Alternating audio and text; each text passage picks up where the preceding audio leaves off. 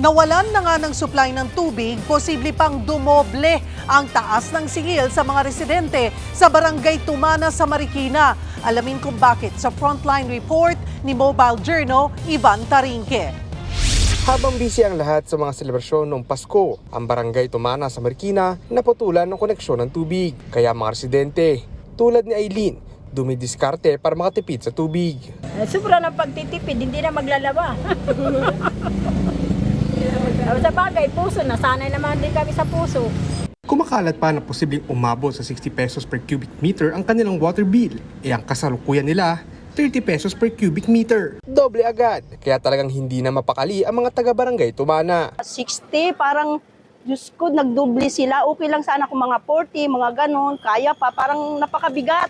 Ang siste, meron daw pala kasi silang utang na 37 million pesos sa supplier nila na Manila Water. Ang sinisisi dito ng barangay, yung mga nagnanakaw ng tubig.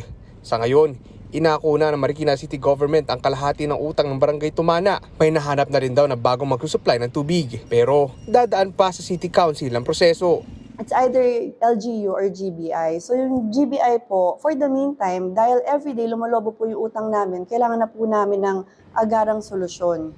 Nagbabalita mula sa Frontline. Mobile Journal, Ivan Tarinque. Mga kapatid, Cheryl Hosing po. Maging maalam at may pakialam sa mga napapanahong issue at headlines. Mag-follow at mag-subscribe na sa social media pages ng News 5.